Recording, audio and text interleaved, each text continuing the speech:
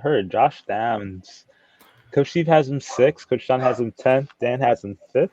He had 94 receptions in 2022, 1,029 yards, 11 touchdowns, 448.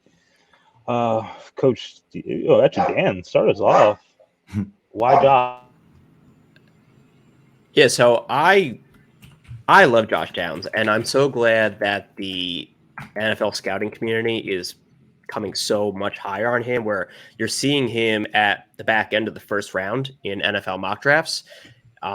I just think he is an electric playmaker who has the chance to get on an NFL offense and really make a difference right away. He has back-to-back years with over 1,000 receiving yards in North Carolina, and we had to remember that yes, he had Sam Howell as his quarterback. Well, we went from Sam Howell to Drake May, so he didn't really downgrade in quarterback at all at North Carolina.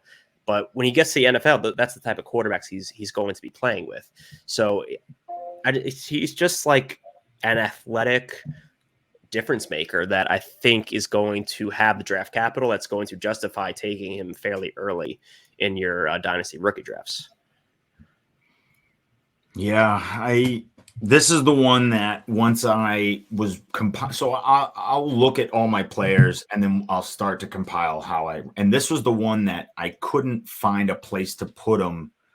And I was like getting frustrated because I'm like, I don't want to put him above Tank Dell. Like I like Nathaniel Dell a little more. I think he's similar. Like, I mean, Josh Downs is bigger, more complete, but I guess if I was there, so then that puts him at like, again, then I got elitist with the size with Rashee Rice. So I guess he's probably more like in that range, closer to Rashee Rice maybe, but I guess. But anyway, my point being, he's a good wide receiver. I like him. I don't know why I have him at 10.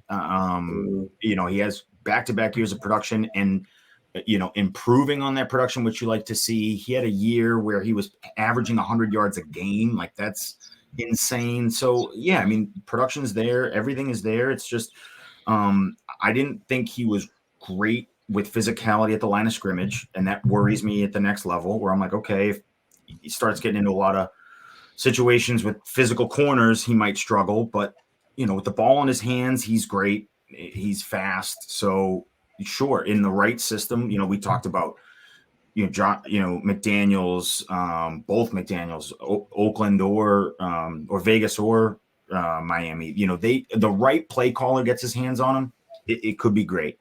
I just think if he gets stuck, if he gets stuck in Houston, like, that's gonna stink. Yeah. No. Like I said, like I'm pretty like in the middle with him. Obviously, in my top 10 here. Obviously, he was definitely someone. I think you guys said a lot of it. I mean, highly productive, dynamic, explosive. Great run after the catch, crafty route runner. I saw a lot on film that his ability to kind of deal with contested situations was a lot better for being such a small guy that he is. That I was pretty impressed when I saw that. Again, his height and weight kind of makes him kind of drop from being like a top 4 guy to down to 6 for me. That kind of dropped him a little bit just in that sense, just because he is a smaller guy. But he's got a lot of great qualities that I do like in him. And I'm interested to see where he ends up at the next level. Yeah. I mean, I put early second as like a grade on him. So if he goes early second to someone, the problem is it's going to be a kind of a crappy team. That's what stinks. That's the only thing that stinks is he might go, Colts. And it's like, oh, great. Like, I just feel like they're not going to be able to utilize his talents.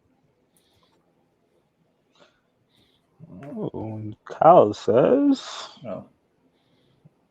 yes, Downs is a top 5 wide receiver in this class.